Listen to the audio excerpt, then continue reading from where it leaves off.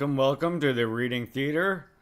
Today we're continuing on with our read of Stalin, History and Critique of a Black Legend by Domenico Losurdo.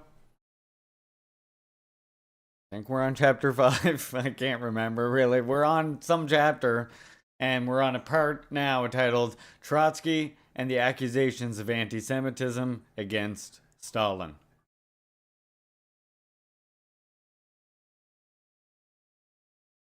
But let us return to the accusation of anti-Semitism leveled at Stalin. Endorsed as it is by quite a few historians, it would seem incontrovertible. However, the condemnations, sometimes authoritative, but always pronounced in unappealable tone, are difficult to reconcile. Oh, see, gotta do that once per, I told you, once per reading, I have to do that thing where I briefly appear on screen. It's a tradition at this point.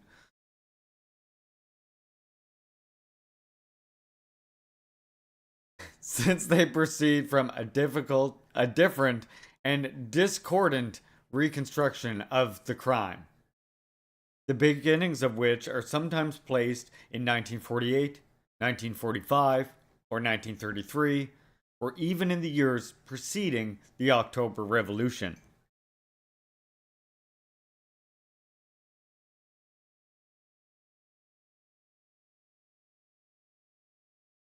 To try to orient ourselves, we pose a different and somewhat preliminary question.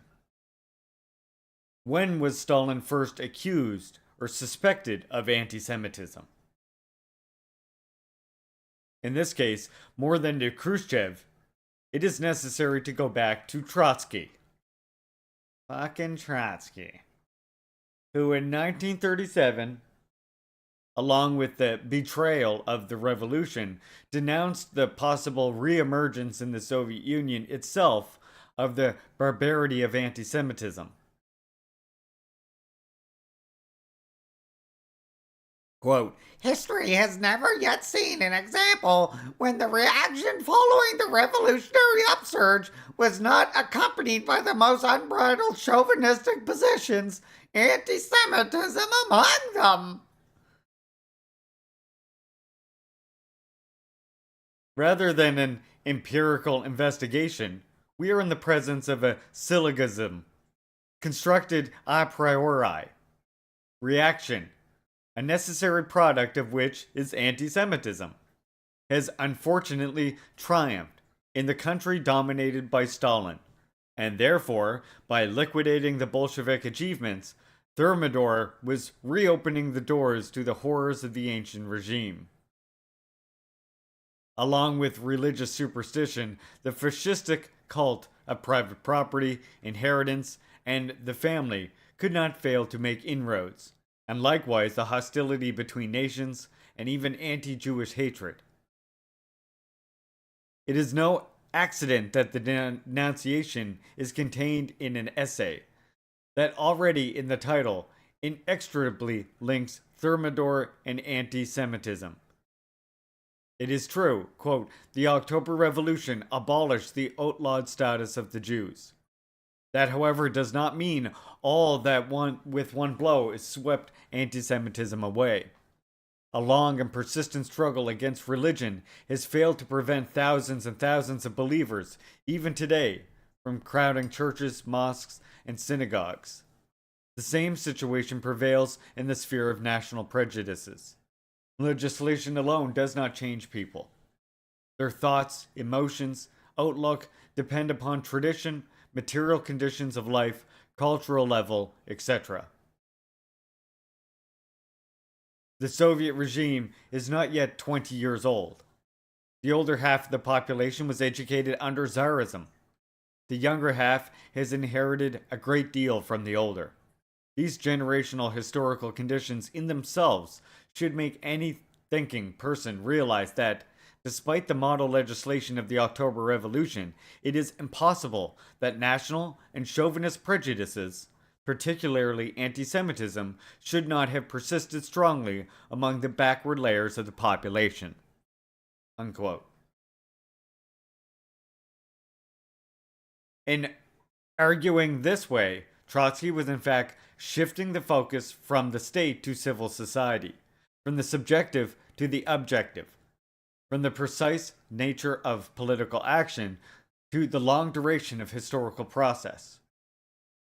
By definition, the weight of a centuries-old tradition could not miraculously disappear in strata that had not yet been fully invested by modern and revolutionary culture.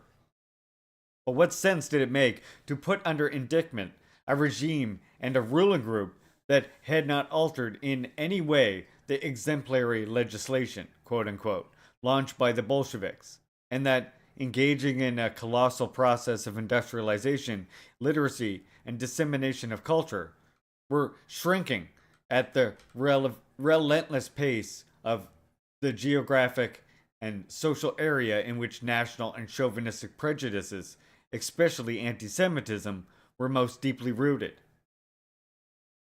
Was it not Trotsky himself who spoke of the unprecedented rapidity with which the USSR, the economy, industry, urbanization, and culture were developing?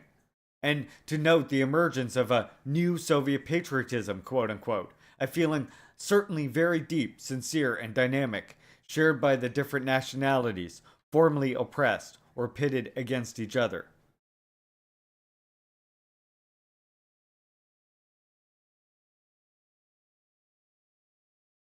In that same year, that Trotsky published his essay on Thermidor and anti-Semitism, a travel report from Moscow was published.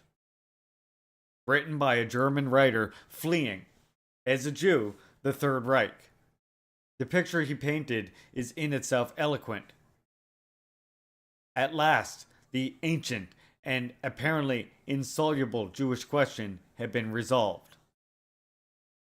Touching is the anonymity with which the Jews I met showed their agreement with the new state. And again, Yiddish, like all national languages, is carefully fostered in the Union. There are Yiddish schools and Yiddish newspapers. There is a Yiddish literature of considerable standing. Congresses are called for the cultivation of language, and Yiddish theaters enjoy the highest prestige. Unquote. Even more significant is the reaction of the American Jewish community. One of its influential exponents thus polemicized against Trotsky. Quote, if his other accusations are equally unfounded regarding his complaint about anti-Semitism, then he really has nothing to say. Unquote. Another leader declares, quote, we are accustomed to look to the Soviet Union as our sole consolation as far as anti-Semitism is concerned. It is therefore unforgivable that Trotsky should raise such groundless accusations against Stalin. Unquote.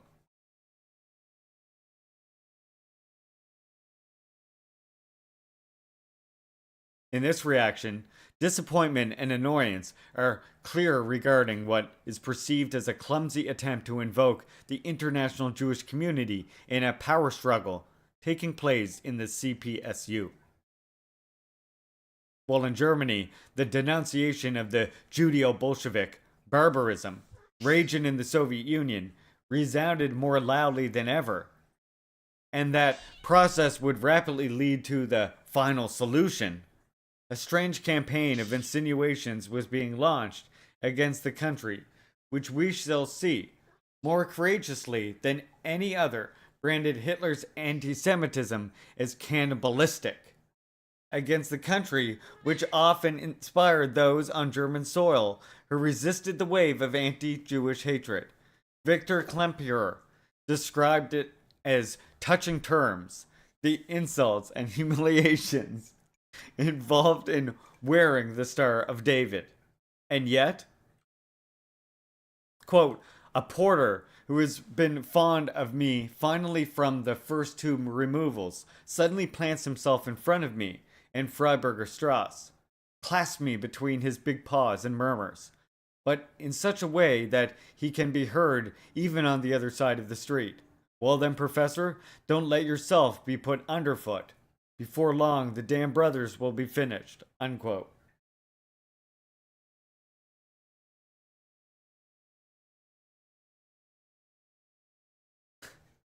Thank you for your input, mumies. The Jewish philologist commented with affectionate irony that those who defied the regime in this way were good people, with more than a whiff of the KPD, the German Communist Party.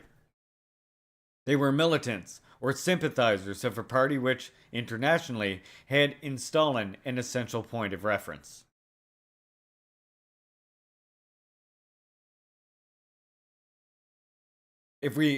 On the other hand, if we move from Germany to the United States, we see that in the South, the communists are sometimes branded and persecuted by both state authorities and civil society as Jews who exploit the ignorance of the African Americans in order to incite them against white supremacy regime, who besmirch the idea of hierarchy and racial purity, and who promote the insanity of race equality and race mixing.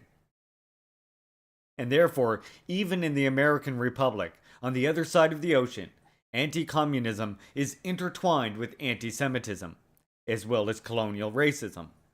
And this link is all the closer because of the strong Jewish presence in the communist and pro-Stalinist quote-unquote party of the USA.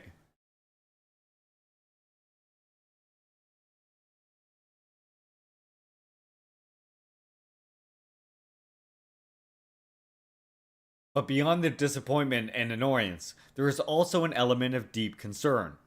To understand this, let's see how Trotsky's argument develops. Oh my dear, this is a lot of Trotsky. In Soviet, more than any other regime in the world, needs a very great number of civil servants. Civil servants are required from the more cultured city population. Naturally, Jews occupied a disproportionately large place among the bureaucracy, and particularly so in the lower and middle levels. Even by priori reasoning, it is impossible not to conclude that the hatred for the bureaucracy would assume an anti-Semitic color. At least in those places where the Jewish functionaries compose a significant percentage of the population, and are thrown into relief against a broad background of the peasant masses. In 1923, I proposed to the Party Conference of the Bolsheviks of the Ukraine that the functionaries should be able to speak and write in the idiom of the surrounding population. How many ironical remarks were made about this proposal? In the main by the Jewish intelligentsia, who spoke and read Russian and did not wish to learn the Ukrainian language. It must be admitted that in this respect the situation has changed considerably for the better. But the national composition of the bureaucracy changed little. What is measurably more important, the antagonism between the population and bureaucracy has grown monstrously during the past 10 or 12 years. Unquote. As one can see, a call was being made to fight against the bureaucracy. And at the same time, it was being emphasized that Jews are strongly represented in it, which not a few times was characterized by arrogance towards the language and culture of the people they administered. Of course, the analysis of this denunciation always moved at a political and social level. The fact remains that they, at least from the point of view of the Jewish community, risk evoking and revitalizing the specter of anti-Semitism that they claim to exercise.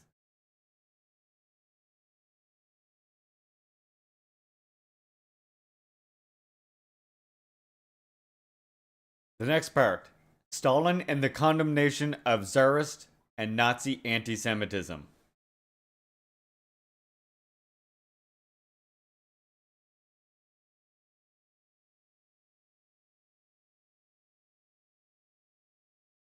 The accusation of anti-Semitism leveled at Stalin is all the more singular. For Stalin turns out to be engaged in denouncing this infamy practically throughout his entire evolution. We see him as early as 1901, when he was still a young Georgian revolutionary of 22. in one of his earliest writings, indicating among the most important tasks of the, quote, Social Democratic Party, the fight against the oppression of nationalities and religious denominations in Russia. Particularly affected are, quote, the eternally persecuted and humiliated Jews, who lack even the miserably few rights enjoyed by other Russian subjects. The right to live in any part of the country they choose, the right to attend school, the right to be employed in government, service, and so forth. Unquote. That sounds like a pretty anti-Semitic guy, huh?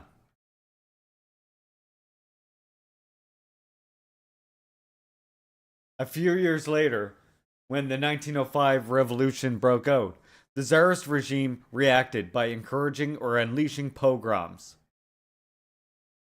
Stalin wasted no time in calling for a struggle against a policy that sought to cement autocracy. With the blood and the corpses of the citizens, the conclusion is stark. The only way to eradicate the pogroms is to abolish the Tsarist autocracy. As can be seen, anti-Jewish persecution was one of the most important charges in the indictment pronounced against the ancient regime, which the revolution was called upon to overthrow.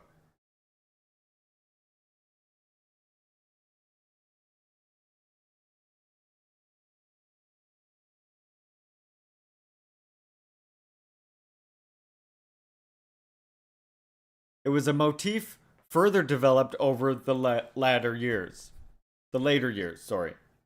On the eve of the First World War, the character of Tsarist Russia as a semi-Asiatic country was demonstrated by the particularly odious persecution unleashed against the Jews. Unfortunately, the recourse to pogroms was encouraged by the general propensity of common people for anti-Semitism. The collapse of the power of the Tsar and the old landed aristocracy, Stalin observed between February and October 1917, finally made it possible to liquidate the policy of national oppression, not frequently taking the form of pogroms and massacres.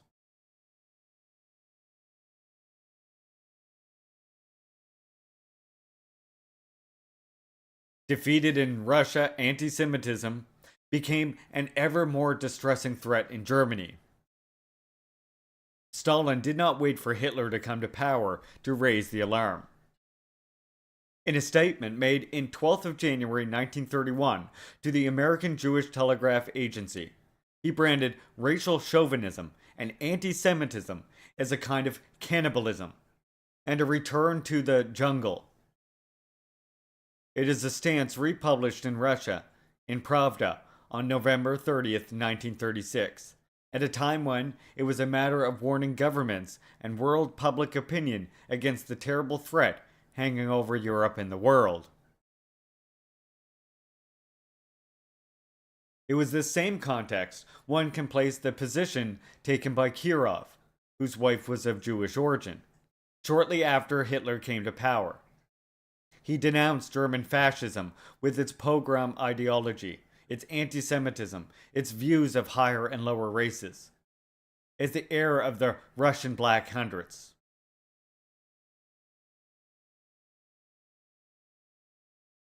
This last observation was particularly significant. There was then a climate of war, and the approaching conflict increasingly prompted Soviet leaders to appeal to patriotism and thus emphasize the element of continuity in the history of the Russian people and its struggle against aggressors and invaders. It was a tendency which, of course, was reinforced with the beginning of Operation Barbarossa. And nevertheless, on November 6, 1941, Stalin not only emphasized the reactionary Black Hundred essence of Nazi Germany, but thus further characterized the enemy then pressing at the gates of Moscow. Quote, in point of fact, the Hitler regime is a copy of the reactionary regime which existed in Russia under Tsarism. It was well known that the Hitlerites suppressed the rights of workers, the rights of intellectuals, the rights of nations as readily as the Tsarist regime suppressed them. And they organized medieval Jewish pogroms as readily as the Tsarist regime organized them. The Hitlerite Party is a party of enemies of democratic liberties, a party of medieval reaction, and the darkest of pogroms. Unquote. That is to say, while launching an impassioned appeal for national unity in the Great Patriotic War against the invaders, like Kirov, Stalin also branded the Nazi regime as the continuation, in some essential aspects, of the Tsarism that was overthrown by the October Revolution.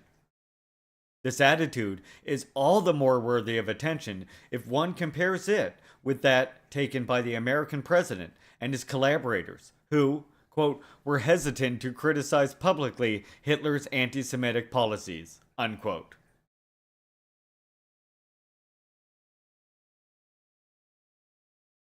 On the other hand, in 1922, it was the same F.D. Roosevelt who spoke out for downsizing the Jewish presence at Harvard and in American universities in general.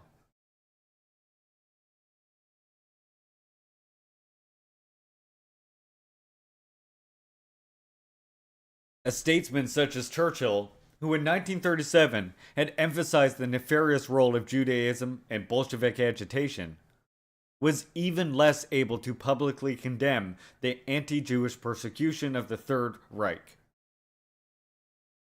In that same year, the English politician wrote an article, which remained unpublished, that considered the Jews at least partly responsible for the hostility raging against them. Stalin's attitude was exactly the opposite. The Nazis continued to be branded as the champions of pogroms. In his speech of November 6, 1943, but the one delivered the following year, again on the anniversary of the October Revolution, was especially significant.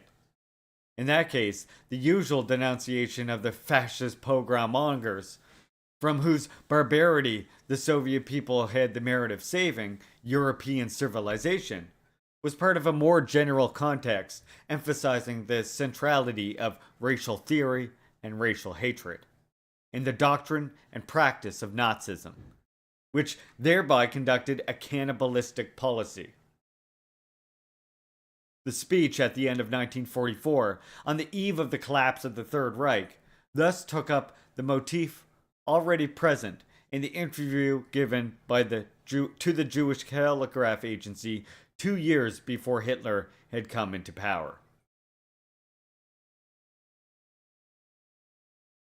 The latter, starting with the aggression against the Soviet Union, not only resumed more obsessively than ever the motif of the struggle against the Judeo-Bolshevik threat, but seemed to want to respond directly to the public denunciation coming from Moscow of the reactionary pogromistic nature of the Third Reich.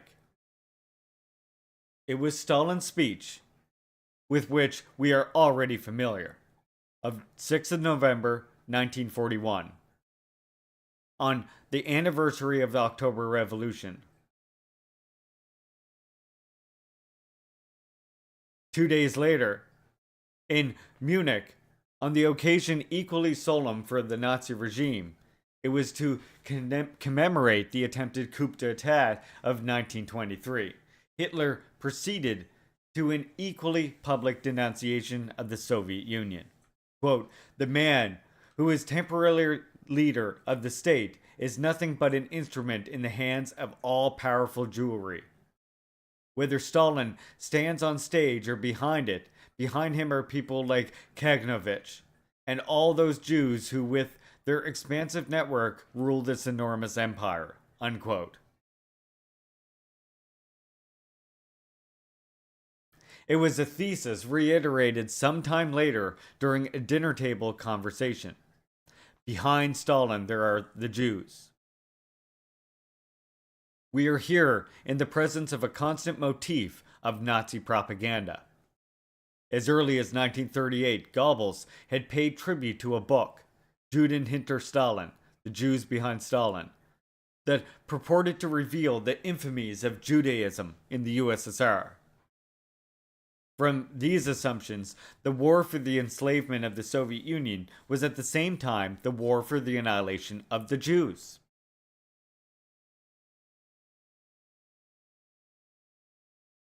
The infamous Kommissar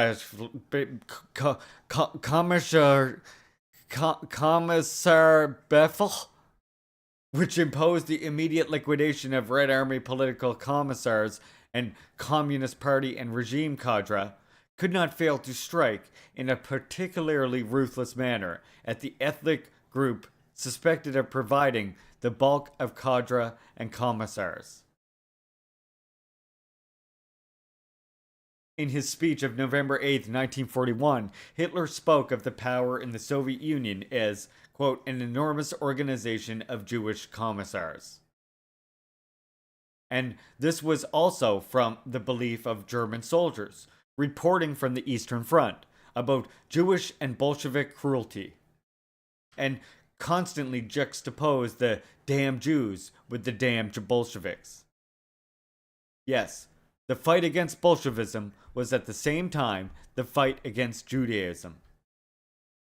It was a question of annihilating once and for all the Jewish regime in Russia. The central Judeo-Bolshevik agitators engaged in making the world happy, quote unquote. On closer inspection, it was a question of a country where the entire direction of all institutions was in Jewish hands and where the people were under the whip of Judaism. The so-called Soviet paradise was in reality a paradise for Jews. It was a Jewish system, and to be exact, it was the most satanic and criminal system of all time. Unquote.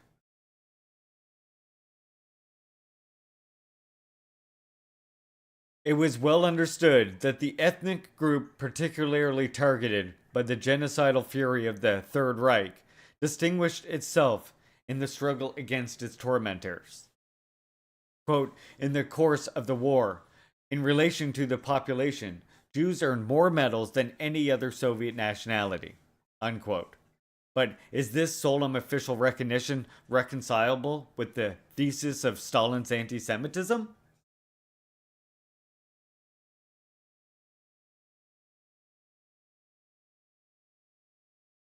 We saw the American Jewish community take a clear stand against this myth in 1937.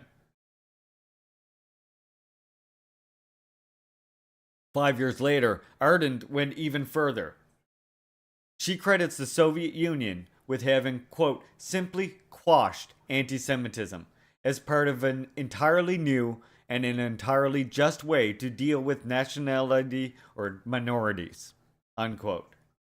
This positive judgment is all the more significant because it is precisely the exemplary solution of the Jewish and national question in general that took place in the country ruled by Stalin, that Ardent invoked to refute the thesis of Jewish circles inclined to raise the specter of an eternal anti-Semitism.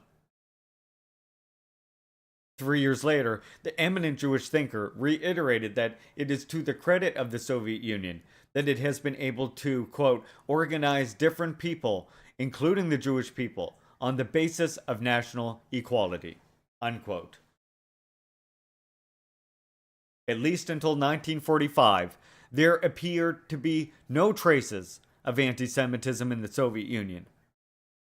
In a country that in Hitler's eyes had configured itself, at any rate, after the unleashing of Operation Barbarossa, as Jewry's greatest servant, quote unquote.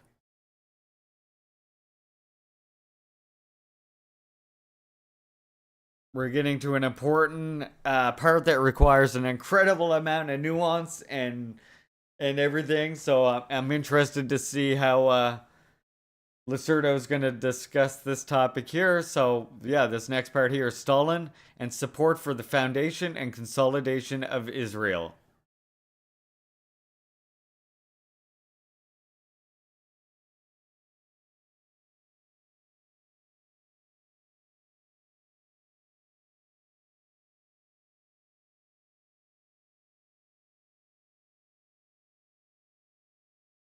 Fuhret's peremptory assertion, according to which Stalin showed indifference to Jewish tragedy or outright anti-Semitism, from at least 1933 onwards, is clearly unfounded. Is the date proposed by the American historian already mentioned, who sees the onset of this madness in Stalin after the Second World War, any more reliable? We are already familiar with the annoyed reaction of the American Jewish community to Trotsky's accusations of anti-Semitism against Stalin in 1937. The picture had not changed 8 years later. If anything, it was circles and personalities within the U.S. military hierarchy that were cause for concern. Take General George S. Patton. He dreamed of immediate war against the Soviets. Quote, "We are going to have to fight them sooner or later. Why not do it now while our army is still intact and we could kick the damn Russians back to Moscow in 3 months? We can easily do it ourselves with the help of the German troops we have. If we just arm them and take them with us, they hate the bastards." Unquote. Unfortunately, according to the American general, thwarting these plans were the Jews. Loaded with the resentment against Germany, they harbored sympathy for the USSR. The, quote, "evident Semitic influence on the press aims to promote communism," unquote. The line of continuity with the Nazi reading of communism as Judeo-Bolshevik subversion and conspiracy emerged clearly. The enemies continued to be the communists, the Soviets, and the Jews, the latter of whom are lower than animals. As a result of particularly imprudent statements, General Patton found himself relieved of command. But his is not the orientation of an isolated character.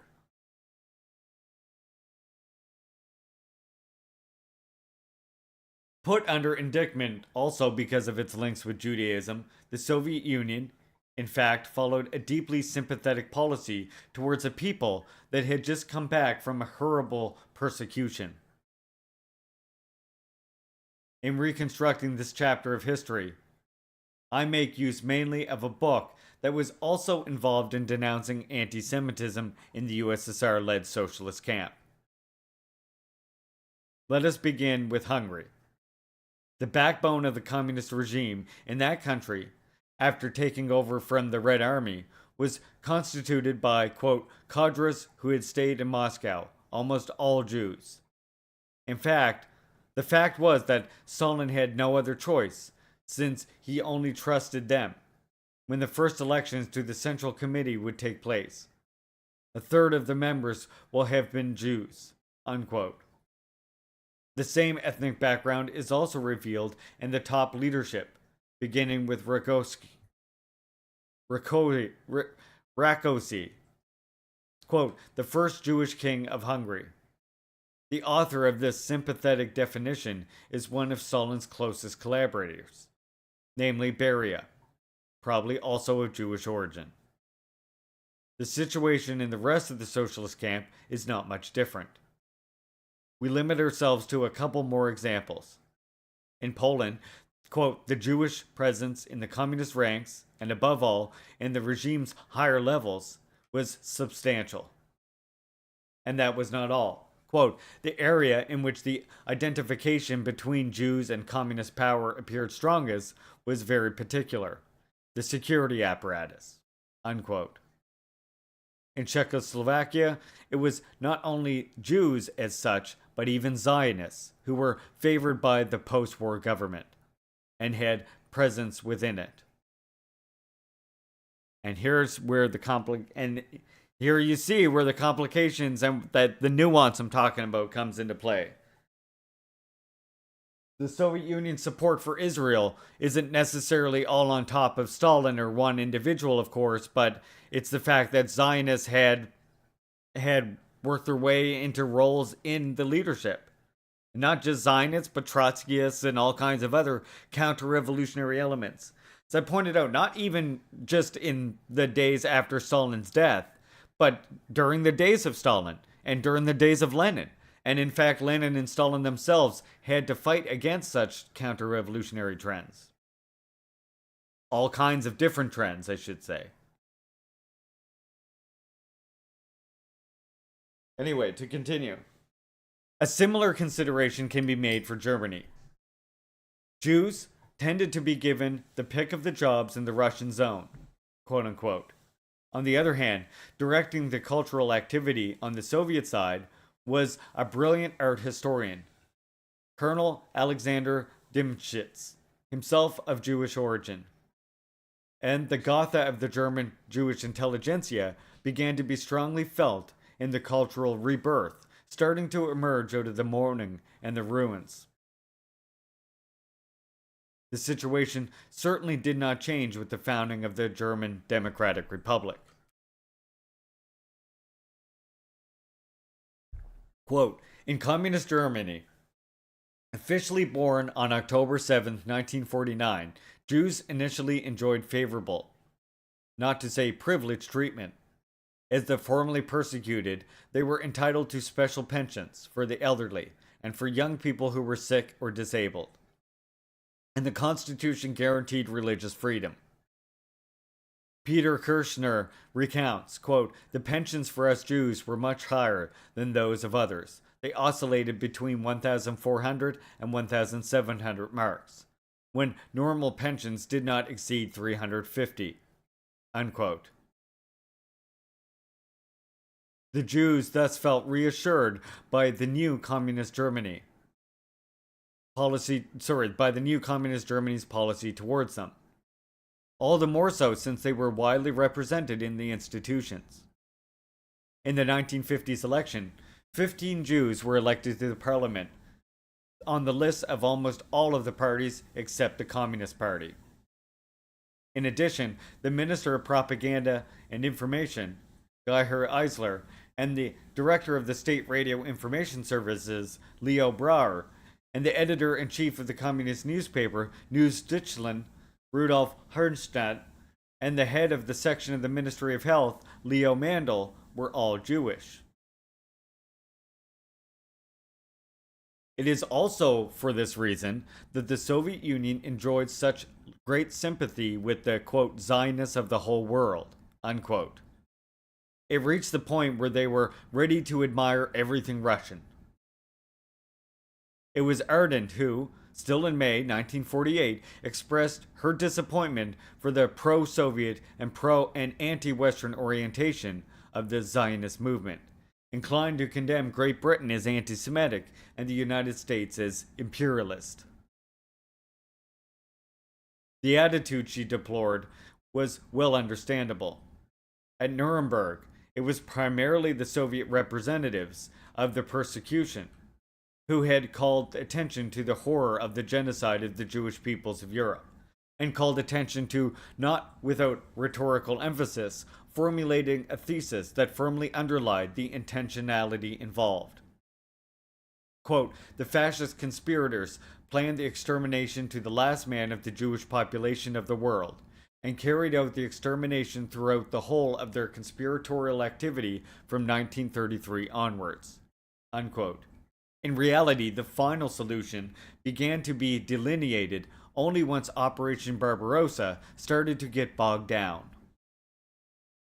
One of the most dramatic moments of the trial consisted in the disposition promoted by the persecution's Soviet representatives of 4 Jews, including a woman who expressed herself as follows, quote, in the name of all of Europe's women who became mothers in concentration camps, I would like to ask the German mothers, where are our children now?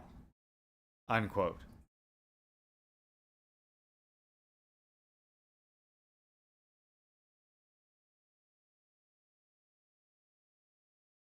Above all, those were the years when the USSR strongly supported Zionism and the creation of Israel. Stalin played a prominent and perhaps even decisive role. Without him, quote, the Jewish state would not have seen the light of day in Palestine, unquote. So goes a Russian historian, making use of recently declassified documents in his country. In any case, as another, this time a Western, author observed, the speech in May 1948 of Soviet Minister Andrei A. Gromyko, delivered at the UN, appeared to be almost textbook Zionist propaganda.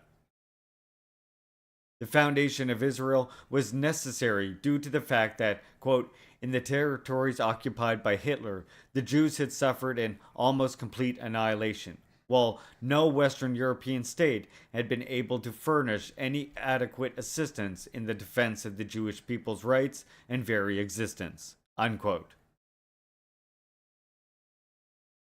What is more, in supporting Zionism, Stalin sometimes clashed with Great Britain.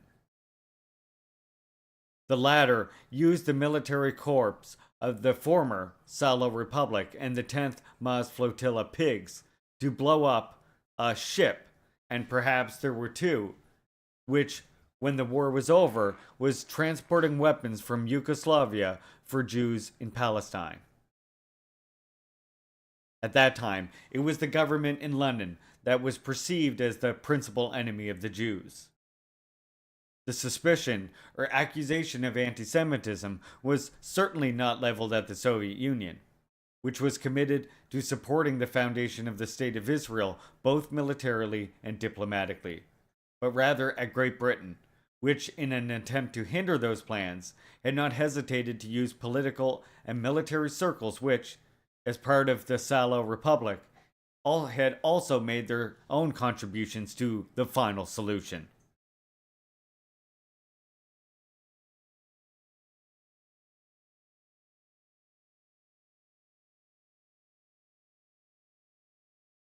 But a more general point can be made. In the post-war period, Stalin followed, quote, a fundamentally pro-Jewish Palestinian policy, unquote. It was certainly derived from the political and geopolitical calculations, the desire to undermine British positions in the Middle East, an objective also pursued by Truman, who not by chance also agreed to support the founding of the State of Israel, and to gain the support or at least the goodwill of the American and European Jewish communities during the Cold War. In the hope that the new state, founded with the decisive contribution of immigrants from Eastern Europe and often of a left-wing political orientation, would take on a pro-Soviet attitude. The fact remains that the military aid in 1945 given to the Zionist movement through Yugoslavia was not an isolated gesture. 3 years later, this time with the cooperation of Czechoslovakia, the Soviet Union supplied Israel with arms, and even in violation of the UN Security Council resolution of March 29, 1948, organized the migration of young Jews from Eastern Europe, who went on to strengthen the army of the Jewish state in its war with the surrounding Arab countries.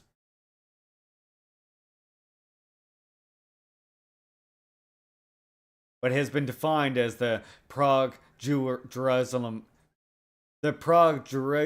axis came into operation thanks also to Moscow. Yes, quote, the weapons of the nascent state of Israel soldiers wield to fight their war of independence are the Czechoslovakian manufacture. Just when governments were refusing to sell weapons to the Jewish state, Czechoslovakia had decided to continue to sell them openly, even at favorable prices. Thus, the Israeli Air Force was founded on Czech territory. Exercises for paratroopers were organized here, unquote. A veritable airlift had gone into action, supplying the Zionist army with weapons, instructors, and even volunteers. In the autumn of the same year, the Israeli Minister of Foreign Affairs reported from Paris to Prime Minister Ben-Gurion with satisfaction that the Soviet delegates at the UN conference on the Palestinian question were acting as Israel's lawyers.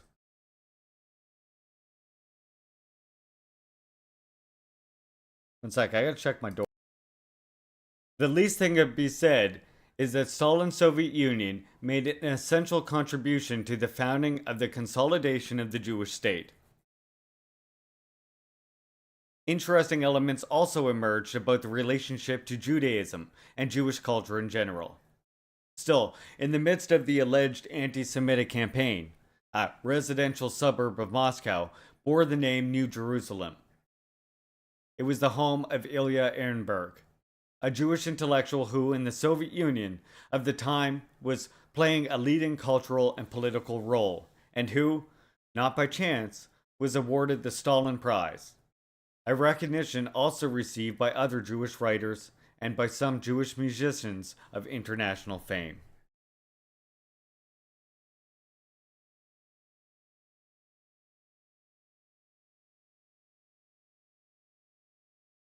What sense then it does make to speak of anti Semitism with regard to Stalin?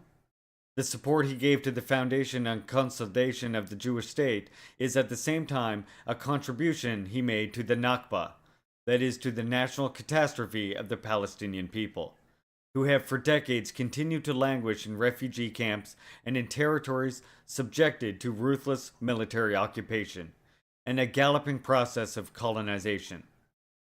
If, for the sake of absurdity, anti Semitism were to be attributed to Stalin, it would be anti Arab anti Semitism. It should, however, be pointed out in this regard that the Soviet Union's preferred option was that of an independent, multinational state that would respect the interests of both Jews and Arabs.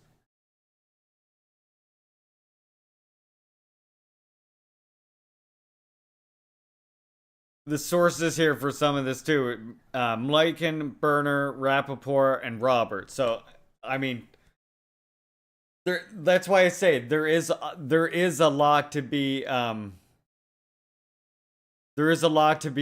discussed in regards to this. Like Molotov says that they were never pro-Zionist, as the chatter points out. So, at least not in the sense of supporting like the Bund and stuff. So yeah, I mean, but this is good and important nuance to point out, and it is an unfortunate thing that the Soviet Union, under Stalin, during Stalin's leadership, supported Zionism and sold it weapons. Again, there's a whole bunch of nuance to that as well, as he does try to interject at the end here. But let's continue on with the next part, which is the turning point of the Cold War and blackmail against the Rosenbergs.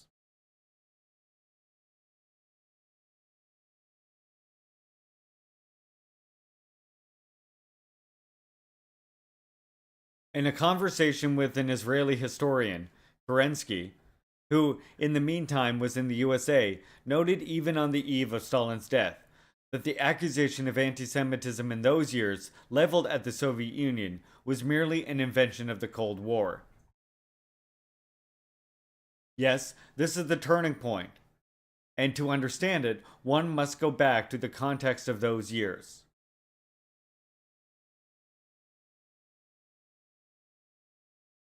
A Cold War that at any moment was ready to turn into a nuclear holocaust certainly knew no limits on the ideological level. On both sides, there were accusations of anti Semitism raging in the enemy camp.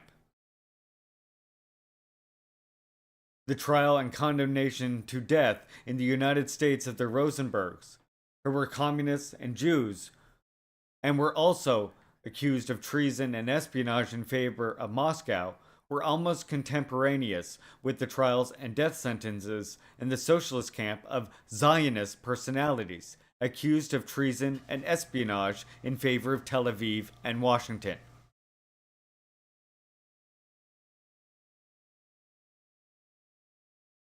Suspected of a lack of loyalty and called upon to provide unequivocal proof of patriotism. The Jewish community was in both cases subject to a more or less explicit pressure and blackmail.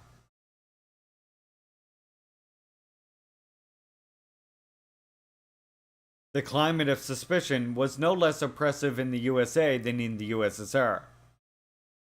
It is not easy to relive that historical moment in our time when the special relationship between Washington and Tel Aviv is there for all to see. But when the Cold War broke out, the situation was quite different. Often the whites only or Caucasians only urban centers in the United States also excluded Jewish citizens, who were considered stupid, quote unquote, in much the same way as African Americans were. Still in 1959, the Anti Defamation League felt the need to denounce the harassment suffered by Jews because of the persistence of this practice. Overall, quote, the 1940s and 1950s represented a politically traumatic era for the Jewish minority, unquote. The circles that linked Judaism and communism were still active, and considered Jews as foreigners on American soil, and accomplices of the deadly Soviet enemy. Those groups had even republished the Protocols of the Elders of Zion, along with the writings of Henry Ford. Of course, after Auschwitz, that is, after the revelation of the horror into which anti-Semitism had blossomed, this form of prejudice could no longer enjoy the favor it once had. Even so, the threat of anti-Jewish prejudice had far from dissipated. In 1953, Jews comprised most of the employees suspended or reclassified at the radar laboratories in Fort Monmouth, New Jersey.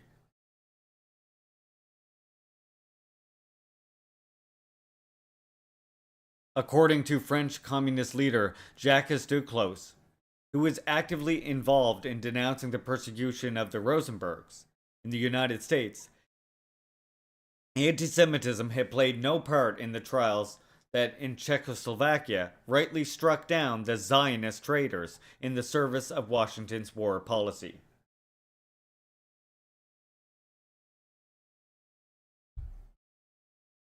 The mere opposite view is that which the enemies of the Soviet Union set about spreading.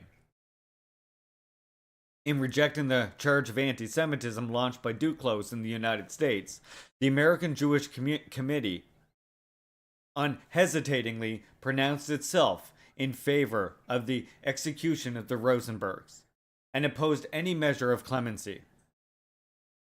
Everyone in the U.S. had to be dispelled of, quote, the illusion that the rank and file of the American Jews regarded, quote, communist spies and agitators, whether Gentile or Jewish, with anything but abhorrence.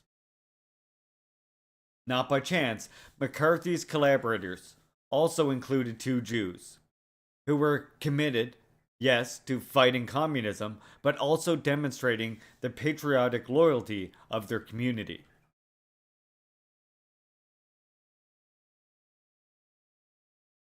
It was not just about defending the United States against the charge of anti-Semitism. The FBI devised a plan involving a Jewish lawyer who was entrusted with a specific task, quote, to win the Rosenbergs' confidence in prison and try to persuade them that the USSR in fact was an anti-Semitic power intent on exterminating the Jews. Once their illusions about the Soviet Union were shattered, the Rosenbergs might then receive clemency in exchange for an appeal to Jews in all countries to get out of the communist movement and seek to destroy it, unquote.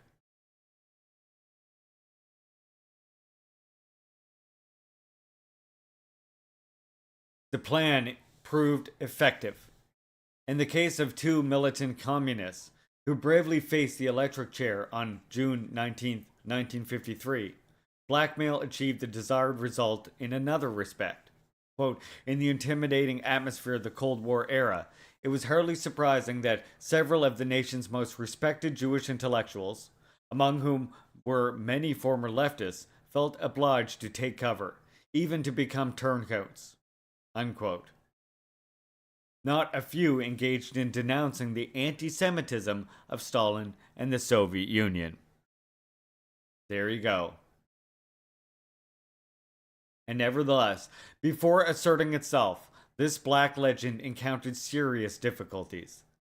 Still, in 1949, we see one of the champions of the Cold War, that is, Churchill, repeatedly making a remarkable comparison between Nazism and communism. The former was less dangerous, since it could only rely on Hervolk pride and an anti Semitic hatred. Not so the latter, which could count on a church of communist adepts, whose missionaries are in every country and in every people. And so, on the one hand, we have the stirring up of national and racial hatreds, starting with that which targets the Jewish people. On the other, a universalist charge, albeit instrumentally subservient to a design of imperialist expansion. Perhaps even more significant was Adorno's intervention in 1950. In publishing his studies on the authoritarian personality, he emphasized the correlation between anti-Semitism and anti-communism, and then added that during the last several years, all the propaganda machinery of the country had been devoted to promoting anti-communist feeling in the sense of an irrational scare, and there are probably not many people, except followers of the party line, who have been able to resist the incessant ideological pressure. Unquote. At this time, far from being aimed at Stalin and his followers, the charge of anti-Semitism continued to target anti-communists.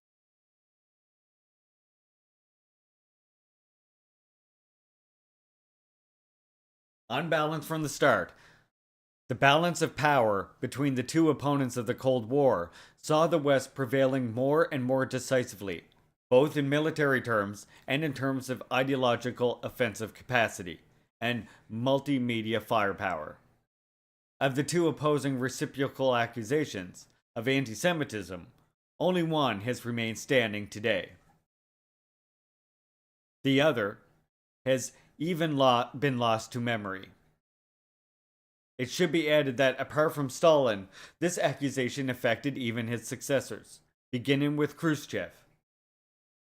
He too is said to have shown signs of one is not sure why being strongly anti-Semitic.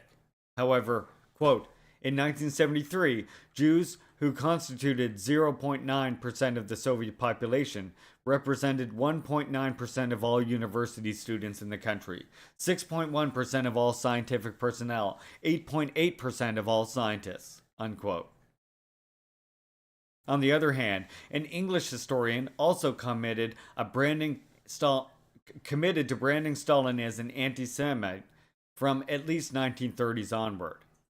Not only acknowledges that the people frequented by the Soviet leader, and even many among his closest associates, were of Jewish origin, but also adds that in 1937, Jews, quote, formed a majority within the government, or within the government apparatus.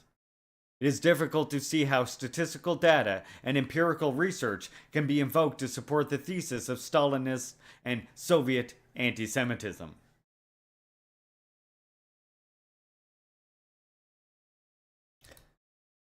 Stalin, Israel, and the Jewish communities of Eastern Europe.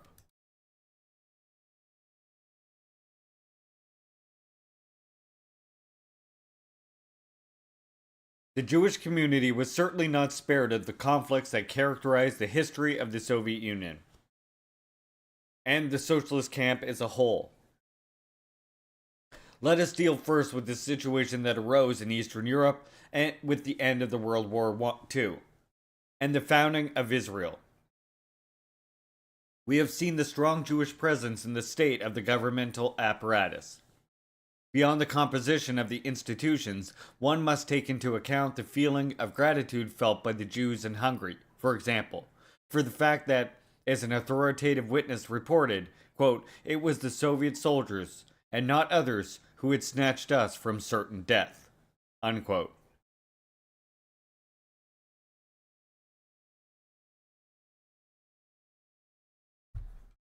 However, the honeymoon that seemed like it would reign for some time turned out to be short-lived. The conflict was not long in the coming. Should Jews returning to Hungary, who had managed to escape the genocidal policies of the Third Reich and its thugs, engage in the rebuilding of a destroyed country, or immigrate instead to a Jewish state that was taking shape in the Middle East. Initially, proponents of this second option had a free hand. Quote, this is from Nazim Nazi. That's quite the name. Leaders of the Zionist faith directed the Hungarian section of the American Jewish Joint Committee, which in the post-war period lavished substantial funds for the reconstruction of Jewish communities. This was also an important channel of economic assistance for the survivors. A Zionist sympathizer, Dr. Fabian Hershkovitz, became a rabbi in the most prestigious synagogue in Budapest, on Donhoney Street. And from here, he made weekly speeches in favor of immigration to Israel. It was then said that the Zionists had a more extensive and efficient organization than the Hungarian communists themselves. It is estimated that about 1/5 of the Jewish population took the immigration route. Unquote. This massive immigration, a real brain drain, especially in qualitative terms, which deprived the country of the cadres it so desperately needed to be reborn from the ruins of war, could not fail to worry the government and the party, including the Jews who had refused the Zionist option. Quote, the communists not only stopped the exodus of the Jews in 1948, but were able to assert their hegemony in the Jewish world. The Zionist leader Ari Yari recalls, quote, it was quite a problem for us to convince people to move to Palestine. Older people were especially afraid of starting a new life with a new language. On the other hand, the regime offered them political positions that Jews never held before. They could become judges, officials, enter the government. The communist movement was quite weak and needed many cadres. How could the Jews resist this temptation? Unquote.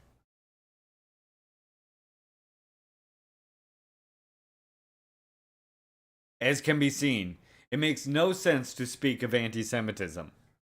Not only is there no trace of negative discrimination against the Jews, but they enjoyed, if anything, a favorable treatment when they agreed to stay in Hungary. It should be added that, even before pitting the Jewish community against the communist world, the battle discussed here split the Jewish community as such. Discouraged first and foremost by Jews who choose to integrate into the country of which they were citizens, the Zionists. Quote, despite all efforts, failed to sow among the Jews the idea of ethnic separation.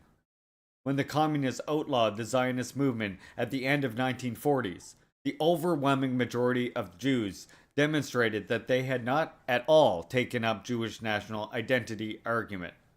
The idea that the Jewish community should define itself as a national minority was the last thing on the Jews' minds, who once again turned towards the search for a new assimilation. Unquote. A similar crisis occurred in the Soviet Union, and in this case too, the conflict ends up traversing the Jewish community itself. From the columns of Pravda on September 21, 1948, Ilya Ehrenberg, a writer of Jewish origin, warned against the danger posed by Zionism. Guilty of hindering the reconstruction of the country devastated by murdered by Hitler's army, and championed the cause of socialism in the world, and of reopening of Jewish question by then happily resolved in the Soviet Union. The stance against Zionism was intertwined with the condemnation of anti-Semitism, significantly branded in Stalin's wake as an expression of racial chauvinism and of cannibalism. The conversation that took place in Moscow in 1948 between Golda Meir and Ilya Ehrenberg was revealing. To the former, who showed her contempt for assimilating Jews, quote, I'm sorry to see Jews who don't speak Hebrew, or at least Yiddish, unquote. The latter reacted angrily. She is a servant of the United States. Speaking to another interlocutor, the Soviet writer stated, quote, "The state of Israel must understand that there is no Jewish problem in this country anymore. That the Jews of the USSR should be left in peace. And all efforts to seduce them to Zionism and repatriation should be stopped. This will evoke sharp resistance from the Soviet authorities as well as from the Jews." Unquote. So you see, it not quite as simple as the chapter sort of left it earlier. I didn't realize it would come back to it, but I'm glad that he's adding the nuance now. There is no doubt the colossal brain drain that was taking place opened a dispute, even independent of the Cold War. All the more so since, in order to achieve their goal, the Israeli diplomatic representatives in Moscow bypassed the Soviet authorities and established direct contact with Soviet Jewish community. In any case, the dispute became all the more serious. The more clearly Israel's alignment with the West became clear. The more numerous and talented Soviet scientists of Jewish origin were called upon by Zionist propaganda to immigrate and to be part of an alliance determined to crush the country that had made their emancipation and social advancement possible. And yet, quote, despite growing friction, senior representatives of the USSR had repeatedly assured Soviet support for Israel, but made it dependent on the neutral attitude of the Israeli government in the confrontation between East and West, unquote. However, Moscow's last illusions quickly vanished. The break with the Jewish state was at the same time a frontal assault with the Zionist circles still active in the socialist camp, and now being ruthlessly repressed. In Czechoslovakia, Slansky, who, according to the testimony of his daughter, encouraged immigration to Israel, was directly affected by this break and sentenced to death. So, yeah. A little bit of nuance, thankfully, now added to the situation.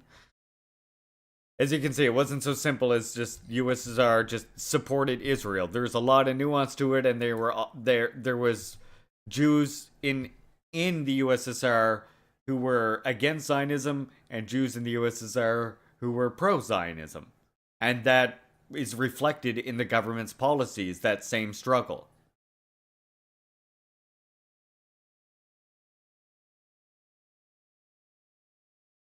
Anna Parker was more fortunate in Romania by getting off with a few months in prison.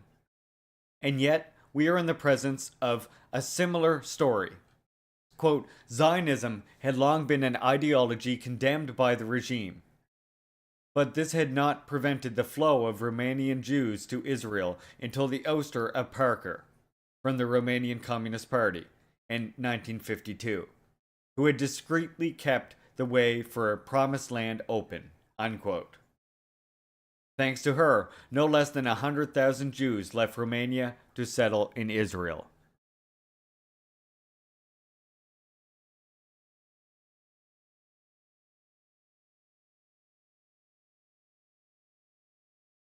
One can then understand Stalin's growing distrust, to whom is attributed the statement that, quote, every Jew is a nationalist, is an agent of American espionage, unquote. To many communists, the change in the attitude of the Jewish communities in Eastern Europe must have brought to mind the betrayal blamed on the German Social Democratic Party at the outbreak of the First World War. Must we read the exploding conflict as Stalin's war against the Jews? This is suggested already in the title of the book dedicated to the subject by a journalist at the Jerusalem Post. But is this reading really more persuasive than that provided by Stalin, who denounced the war of the Zionists against the Soviet Union and the socialist camp? One historian, Conquest, while committed to reducing Bolshevism and communism to a criminal phenomenon, acknowledged that in the Soviet Union, quote, anti-Semitism as such was never an official doctrine, that open persecution of Jews as Jews was forbidden, unquote, and that there was no reference to race theory.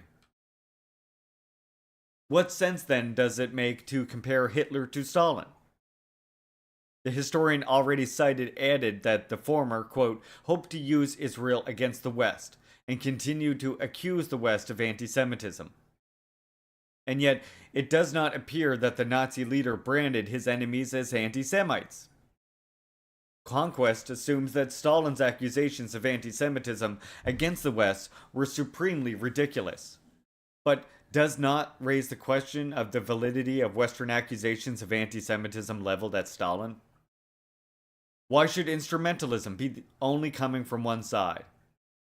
And why should the country that Hitler, but also important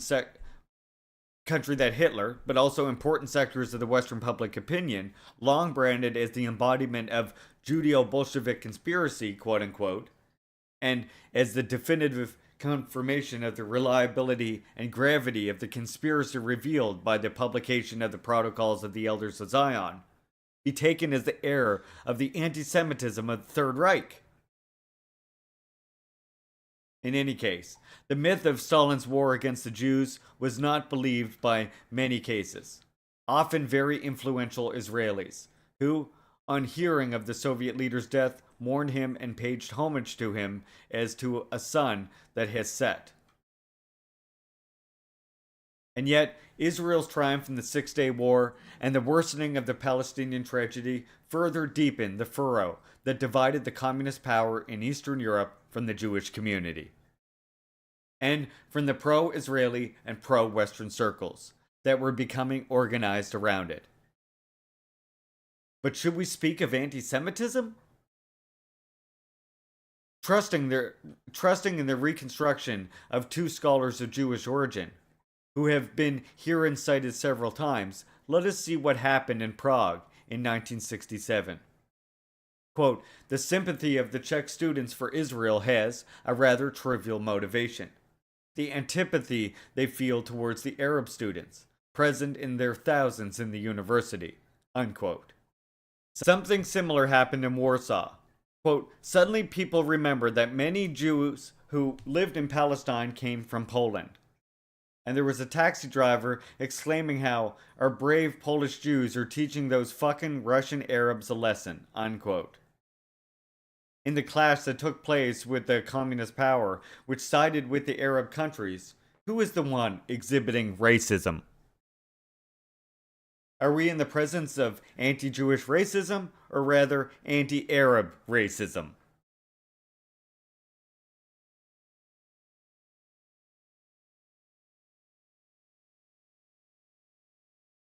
The next part, the question of cosmopolitanism. The doctor's plot, quote-unquote, itself, which is generally indicated as proof of Stalin's anti-Semitism, demonstrates, if anything, the opposite. After all, up to the very end, he had entrusted his care to his health to Jews. And on the other hand, among the accused doctors, only a few were Jews, while the conspiracy as a whole was branded by the Soviet leadership and press as capitalist and imperialist rather than Zionist. Was the suspicion provoked only by paranoia? One detail gives pause.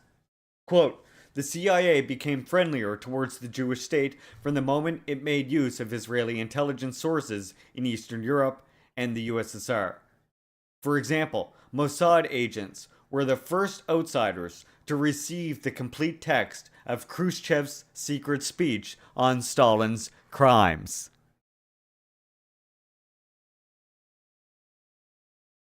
And in fact, to pass it on to the US services. Interesting little nugget there, isn't there? It should not be forgotten that the Age of Suspicion, as it has been rightly called, stimulated witch hunts in both camps, though in obviously different ways. Moreover, it was no mystery to anyone that US intelligence services were engaged in plans to ensure the physical elimination of Stalin, as well as Castro, Lumumba, and other rabid dogs, quote unquote. How to get at the undisputed leader of the international communist movement, if not by leveraging people close to him, and likely to be recruited by Western intelligence services in the wake of a recent conflict, such as the one that erupted following the founding of the Jewish state, and the Jewish immigration policy that state pursued. At the time that the plot, quote unquote, was revealed, at least one prominent Western diplomat present in Moscow, the English Sir A. Joe Gascoigne, thought it probable that the Kremlin doctors were really guilty of political treason. Unquote. Moreover, suspicion of doctors seems to be a recurrent motif in Russian history. An Israeli historian of Russian origin puts the death of Tsar Alexander III on the account of the German doctors who treated him. It should be noted that a recent book published in the United States formulates the thesis that Zhdannov's death was the result of medical treatment. Are we then to conclude that Stalin's concerns were not unfounded? Without providing any evidence, and indeed acknowledging that there is no document to support their thesis, the authors of the book hasten to point out that it was not the enemies of the Soviet Union, but the Kremlin dictator himself who had manipulated the murderous doctors. On the other hand, apart from a radiation technician, none of Zhdanov's attending physician was Jewish. By now, it is clear that we are in the realm of mythology, and a mythology with disturbing overtones. One can only be suspicious of physicians if they are German or Gentile Russians. But let us return to the terrain of historical research. It should be borne in mind that they have been Stalin himself who had been suspended in the investigation, perhaps realizing the blunder into which he had fallen.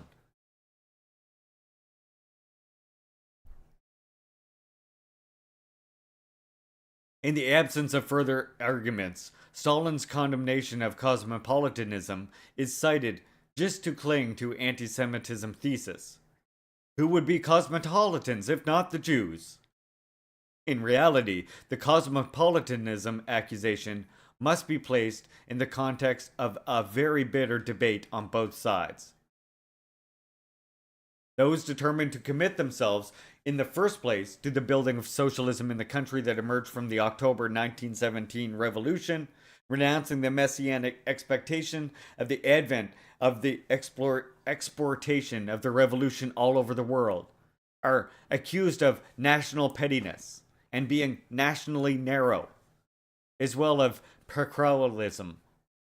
If Stalin was a minor provincial with peasant coarseness, according Molotov fared no better in Trotsky's eyes, because he, quote, did not know any foreign country or any foreign language, unquote.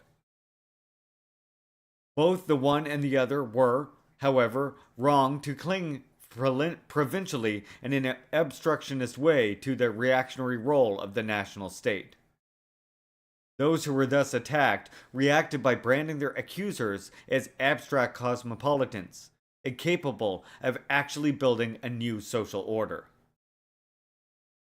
To read the condemnation of cosmopolitanism in an anti-Semitic light is to impoverish a question that lies at the heart of all great revolutions animated by universalistic change. Rejecting the export of revolution thesis dear to advocates of the one and universal republic, or the republic or rather universal conflagration, Robespierre had made it clear that the new France would not contribute to the cause of the revolution in the world by posing as the capital of the globe, from which to send our missionaries for the conversion of the conquest of the whole world, unquote. No, it was not the exploits of warriors that will undermine the ancient regime in Europe, but rather the wisdom of our laws. In other words, revolutionary power will play a real internationalist function to the extent that it will be able to fulfill its national task of developing a new order in France, which is then to serve as the model, and thus inspires a new country to build up their own revolution and join them in that international revolution. Revolution in one country is still completely in accordance with internationalist revolution. It is an issue on which German idealism was committed to reflecting on in depth. In the eyes of Kant, who, writing in 1793-94, drew somewhat on the historical and philosophical balance sheet of the French Revolution. If patriotism ran the danger of slipping into exclusivism and losing sight of the universal, the abstract love of humanity, quote, cannot fail to dissipate its inclination through its excessive generality, unquote. It was then a matter of reconciling world patriotism with local patriotism, or rather with love of country.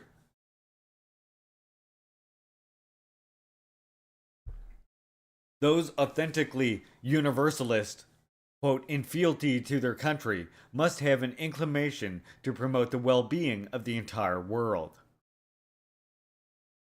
This is a line of thought further developed by Hegel. After celebrating as a great historical achievement the elaboration of the universal concept of man, the holder of rights in virtue of his manhood alone, not because he is a Jew, Catholic, Protestant, German, Italian, etc. The philosophy of right added, however, that the achievement must not result in cosmopolitanism and in indifference or opposition to the concrete life of the state, of the country of which one is a citizen.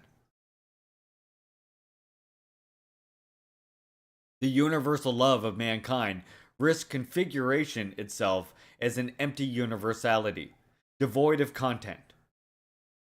The individual contributes to the universal in the first place by committing oneself concretely to the immediate social context where one lives, the family, the society, the nation. Otherwise, the proclaimed universal love of men is at best a declaration of noble intentions, at worst a technique of evasion from the field of concrete responsibilities. It is a problem that, with its even more emphatic universalism, the October Revolution had inherited in a more acute form from the French Revolution. Well before Stalin, it was already Herzen, though exiled in Paris, who had shown himself dubious and critical of a form of cosmopolitanism unaware of the idea of nation and of national responsibility. It is a polemic that transcends the confines of the Soviet Union, rejecting the accusations of nationalism, aimed at the majority of the CPSU and in the first place at Stalin. Gramsci took a clear stand against the so-called internationalism that is actually synonymous with vague cosmopolitanism. Yeah, and I agree with Hegel here too, as well. And I mean, this is why I say, we have to understand the direction bourgeois society is going, and we have to foster love for the new society that we can build here, as well as for the imprisoned societies. That's why, which is why I reject some of the what I consider to be reverse quantum, some of the reverse quantum fucking quantum blood theory that I see some of our most well-intentioned comrades on the left, who perhaps have not studied Marxism well enough, engage with, and at the same time reject with the rightist tailism that ACP engages with.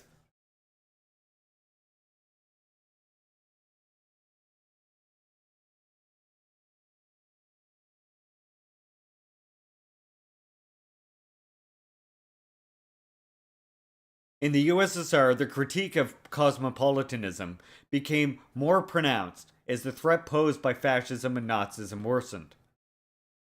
We are familiar with Dimitrov's impassioned appeal to revolutionaries, 2 years after Hitler's rise to power, to reject national nihilism. and internationalism that flows out into national nihilism. That is cosmopolitanism. We also saw Stalin on the eve of the Operation Barbarossa point out that, contrary to a cosmopolitanism incapable of taking on its national responsibilities, internationalism must be combined with patriotism. That is, far from being synonymous with anti Semitism, the critique of cosmopolitanism was an essential element in the struggle against Nazi fascism. This critique became urgent again with the outbreak of the Cold War, when a terrible new threat hung over the USSR. The criticism of cosmopolitanism was all the stronger if a country where the revolution had broken out was engaged in the struggle for national survival. In China, Sun Yat-sen wrote, quote, "The nations that make use of imperialism to conquer other people and seek thereby to further their position as masters of the world are for cosmopolitanism, and try in every way to discredit patriotism as something petty and anti-liberal." Mao found agreement with this line of thinking. According to him, internationalism in no way makes patriotism obsolete. The universal truths of Marxism have to be integrated with the concrete conditions of different countries, and there is unity between internationalism and patriotism. In the USSR, were cosmopolitanisms mostly Jews, so that anti-cosmopolitanism was only a bare disguised form of anti-Semitism? It is worth noting that, in developing his polemic against cosmopolitanism, Sun Yat-sen invited the Chinese people to take an example from Jews, who, despite millennia of oppression and diaspora, had never lost the sense of their identity, and thus of the obligation of mutual solidarity. But let us rather focus on the Soviet Union. There was in fact a strong Jewish presence within the ranks of the majority of the CPSU. And in any case, among the first to launch the accusation of cosmopolitanism against the leader of the opposition was a German writer of Jewish origin, Furtwängler, who we already know, quote, Trotsky was never a Russian patriot. His only concern was world revolution, unquote. Moreover, on the basis of hermeneutics of suspicion applied to Stalin, not even Trotsky would be able to escape the accusation of anti-Semitism. The latter, in developing the analysis of pre-revolutionary Russia, underlined how, quote, the aristocracy of the stock exchange had transformed the Tsar government into his financial vassal, which guaranteed usurers rates of interest, unquote. It should be added that the domain of the stock exchange was represented by, quote, Rothschilds and Mendelssohns. Indeed, by the Mendelssohns International. And in any case, by individuals committed to respecting, quote, the laws of Moses like those of the stock exchange, unquote. I don't know, sounds like it maybe wasn't Stalin that was anti-Semitic. As can be seen, in this case, the reference to the Jewish world is explicit. But we must conclude that the polemic against the aristocracy of the market actually targeted Jews as Jews, so that we would find ourselves before yet another manifestation of anti-Semitism.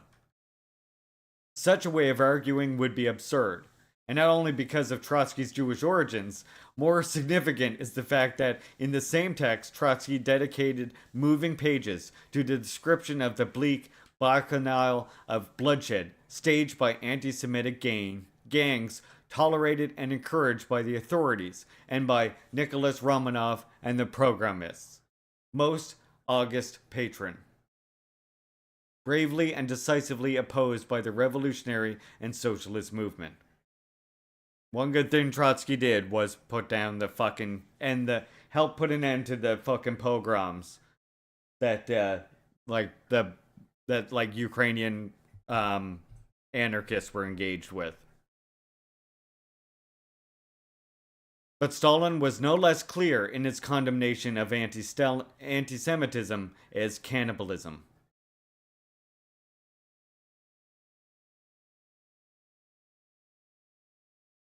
Stalin in the court of the Jews in Stalin's court.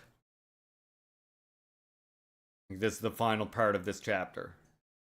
The USSR was the country that saved the largest number of Jews.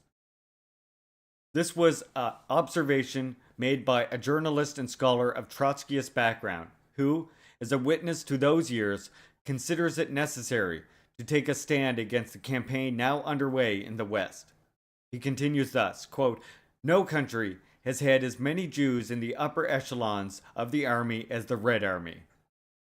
This is not all. One of Stalin's sons, as well as his daughter, married Jews." Unquote. It may be added that within the Stalinist ruling group, Jews were until the very end well represented at the highest levels. If the thesis of Stalin's anti-Semitism is to continue to stand up, albeit in shaky and tottering ways, it requires the denial of the Jewishness of the Jews who collaborated with him. This is, in fact, what has come to pass. It is true, Yagoda Keknovich and many others in Russia and Central and Eastern Europe had played an important role alongside a vicious dictator, but it is a case of apostate Jews. Unquote. This is how a Jewish intellectual expressed himself, in language that clearly refers to the history of religions. At other times, the weight of religious tradition was felt in a more mediated and less conscious way. Here, then, is a journalist denouncing in the most popular Italian daily newspaper the renegade Jews in Stalin's court, quote unquote. In fact, the argument concerning apostates and renegades constitutes an implicit refutation of the charge of anti-Semitism, which, as racism, targets an ethnic group regardless of the religious and political behavior of its individual members. Acknowledging the presence of Jews in leadership positions in Stalin's USSR and in the socialist camp directed by him means admitting that in those countries, access to power and social and political position were determined not by immutable racial affiliation, but by changing political behavior. However, denying the Jewishness of Jews today, considered cumbersome as apostates and authentic renegades and court Jews, allows anti-Semitism to be transformed into a category capable of resisting any debunking by means of empirical analysis, and thereby susceptible of application not only to Stalin, but also the entire history of the Soviet Union. Immediately after the October Revolution, the campaign against the obscurantism reproached against various religions, including Judaism, unfolds with the participation in leadership positions of important Jewish circles. And here is the comment of the aforementioned journalist, of Il Corriere del Sera. Quote, "It was the Yaktista and Jewish section of the CPSU that fomented the new anti-Semitism." Unquote. A professor at the Hebrew University of Jerusalem argues similarly. Quote, "During the Bolshevik Revolution, many Jewish Bolshevik devoted themselves to the cause of Russian revolutionary nationalism, with such vigor that they became anti-Semites." Unquote. Already branded as apostates and renegades, communist-oriented Jews now became anti-Semites. To court. At this point, in addition to Stalin, the accusation of anti-Semitism accuses Lenin himself of being the supreme leader of these anti-Semitic campaigns. Yet, it is the same Israeli historian already quoted who wrote that, quote, "It was likely Lenin was very skeptical about the organizational talents of the Russians." In a private conversation with Gorky, he remarked that there was no intelligent Russian who was not Jewish, or at least had Jews amongst his ancestors. and some Jewish blood in his veins, unquote. The opinion of the Soviet leader was also that of his interlocutor. Gorky, however, would have liked to see Jews as administrators of the Russian economy, and in 1916 wrote that Jewish organizational talent, their flexibility and relentless energy must be duly valued in a country as badly organized as our Russia. Unquote. Thus, according to this text, Lenin and Gorky, who had also joined the Communist Party, could, if anything, be accused of anti-Russian racism, certainly not anti-Semitism. The prominent role played by Jews was not limited to the overthrow of the ancient regime in Russia. The Jewish historian continues, to the omnipresent Jewish minority, Lenin had assigned the role of being communism's forerunners. And so, quote, not the Slavs, but the Jews became the main international outlet of the Russian advance against Europe and the rest of the world. It was Lenin's genial intuition to rely on them and on other ethno-national minorities for the revolution's success, unquote. As you can see, the anti-Semitic Jews contributed in a notable and perhaps decisive way to the expansion of communism. The Judeo-Bolshevik conspiracy of which the Nazis spoke is here reread as an agitation or conspiracy orchestrated, yes, by Jews, but by anti-Semitic Jews.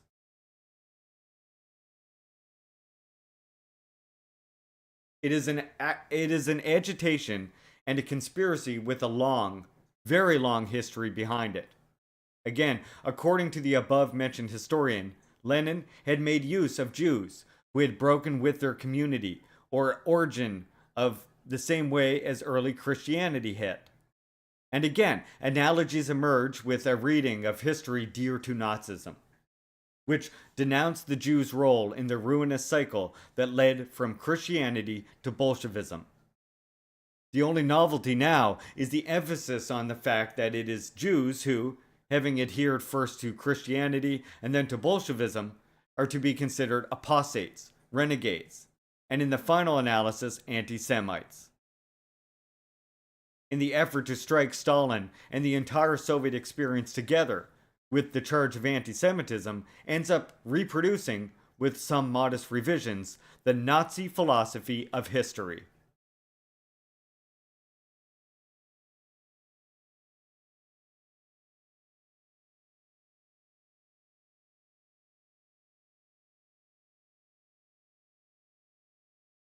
From Trotsky to Stalin, from the Semitic monster to the anti-Semitic monster.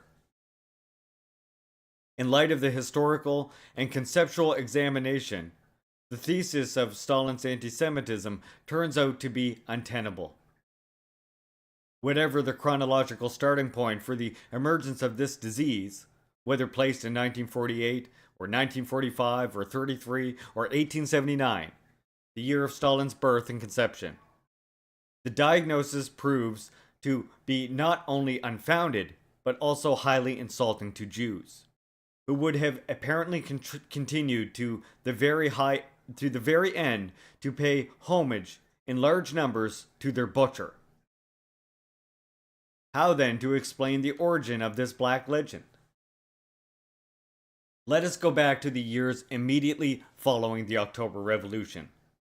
On October 4th, 1919, the Volksher Bolsheviker, which at that time was not yet the organ of the National Socialist Party, which had not yet been founded, puts the Bolshevik horror on the account of a Jewish terrorist horde, of circumcised Asiatics, quote unquote. And in this connection, underlines the Jewish blood running in Lenin's veins as well. Similar denunciations resound in England, and in the West as a whole. Given these propositions, one understands that, even more than Lenin, it is Trotsky who is the main subject, the Memphiosalis of anti-Bolshevik propaganda posters. He was branded as the Jewish exterminator of the Russian people, unquote. An anti-communist propaganda poster circulating in 1920 Russo-Polish War depicted him with not quite human features, as with a Star of David around his neck as he grazes at the mountain of skulls from above. Trotsky, that is Bronstein, the Judeo-Bolsheviks par excellence in 1929, is in Goebbels' eyes, is the one who, quote, may have on his conscience the greatest number of crimes that ever weighed on a man, unquote. On the other hand, still in the midst of the invasion of the Soviet Union, propagandized as a crusade for the salvation of European and Western civilization from Bolshevik, Asiatic, and Jewish barbarism, Hitler could be seen as portraying Stalin as a puppet of international Judaism, as a Jew if not in blood, then in spirit. In the years when anti-Semitism raged or founded wide credence in the West, the monster par excellence could not only assume the features of the Jew. The situation changed after the collapse of the Third Reich, and the revelation of the infamy of the final solution. Now, the monster capable, more than any other, of arousing horror tends to be the anti-Semitic monster. And yet, despite its variations, the continuity of the topos is evident, and the portrait of the anti-Semite, Stalin, is not much more persuasive than the one that had painted Trotsky as he sported the Star of David and smugly contemplated the endless pile of his victims.